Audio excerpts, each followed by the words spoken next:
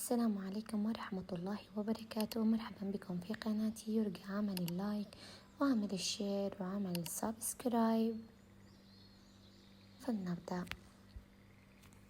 اليوم معنا وصفة السوسي.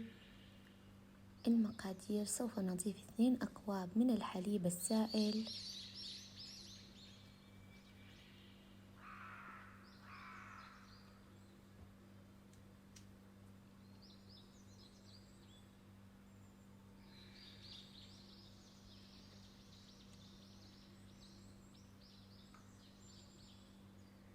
ونضيف البيض 4 بيضات.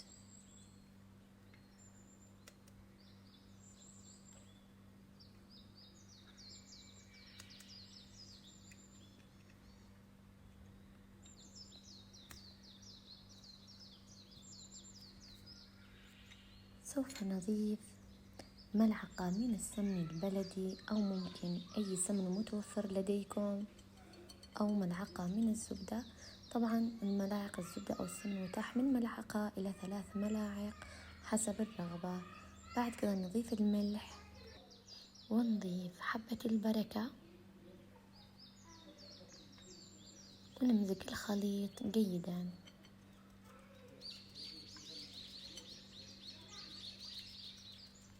طبعا المقادير اللي أنا عملتهم تقريبا ل2 مدر أو 2 حرب. يعني لو بتعملوا مدرة واحدة طبعا الحجم الصغير فبتعملوا نص المقدار. بعد كده بناخد الرغيف ونقسم نصين، والنص الواحد برضه بنقسمه 4 أقسام ونضيف للخليط كي يتشبع من الخليط. طبعا الرغيف أنا منزل طريقة الرغيف في فيديو آخر يرجى المشاهدة.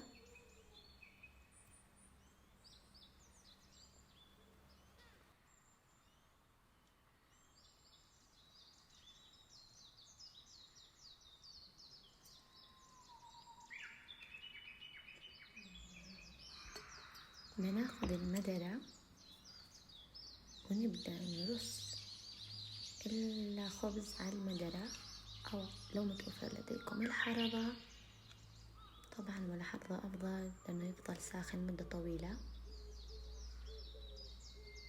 وكمان السوسي بالخبز التنور أفضل بكثير، بس في حالتي أنا مش متوفر التنور ممكن أعمل بالرغيف.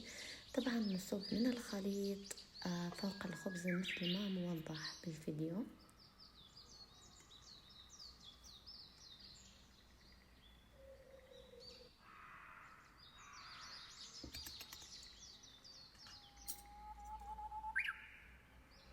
ونضيف طبقة ثانية برضه. تقريبا أنا سويت 3 طبقات. طبعا بين طبقة وطبقة كنت أرش من الخليط.